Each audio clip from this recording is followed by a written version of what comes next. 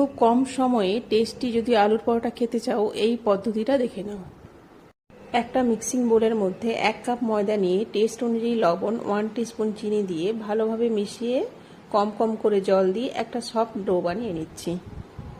এখানে অবশ্যই কম কম করে জল দিয়ে ময়দাটা মাখানোর চেষ্টা করবে। ময়দাটা মাখা হয়ে গেলে ওর উপরে 1 চামচ তেল দিয়ে রেস্টে রেখে বাকি কাজটা আমি করে নিচ্ছি। 4টে শুকনো লঙ্কা তেল ছাড়া ভেজে তুলে নিলাম। ঝালটা যে যার পছন্দ অনুযায়ী দিয়ে নেবে। কড়ার মধ্যে পরিমাণ মতো তেল দিয়ে কয়েকটা কারি পাতা দিয়ে দিচ্ছি। সামান্য নেড়েচেড়ে নিয়ে ওই তেলের মধ্যে দিয়ে দিচ্ছি 2টো মিডিয়াম সাইজের পেঁয়াজ।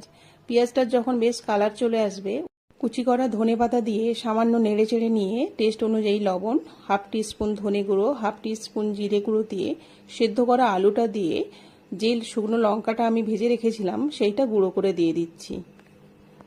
এইভাবে 4 থেকে 5 মিনিট নাড়িয়ে চাড়িয়ে নিলে ভাজাও হয়ে যাবে, খুব সুন্দর একটা ঘ্রাণ বার হবে। ওই সময় নামিয়ে নিয়ে ঠান্ডা করে আলুর একটা ভর্তা বানিয়ে নিচ্ছি। এইদিকে ময়দার ডোটা যে রেস্টে রেখেছিলাম অনেকটা সফট হয়ে গেছে, আবারও একবার 1 থেকে 2 মিনিট মথে নিচ্ছি।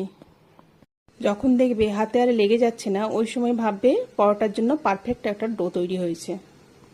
একটা ছুরির সাহায্যে ডোটাকে সমান ভাগে 4 ভাগে ভাগ করছি। তোমরা এটা হাতেও করে নিতে পারো।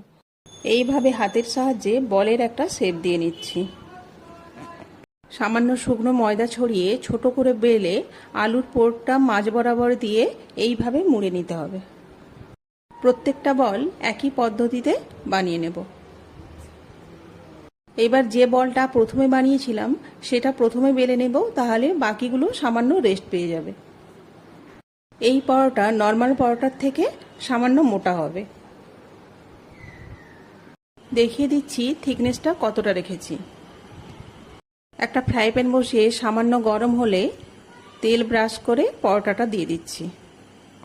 কয়েক সেকেন্ড পর বাকি পিঠটাও সেঁকার জন্য উল্টে দিচ্ছি। দ্বিতীয় পিঠটা একই সময় নিয়ে সেঁকে তেল দিয়ে দিচ্ছি ভাজার জন্য।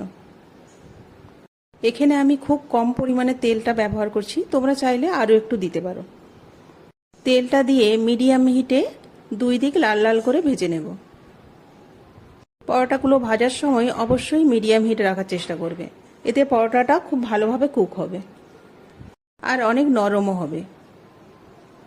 প্রত্যেকটা পরোটা একই পদ্ধতিতে ভেজে নেব আর প্রত্যেকটাই এইরকম ফুলকো ফুলকোভাবে ফুলে উঠবে আর অনেক নরম তুলতুলে আর সুস্বাদুও হবে।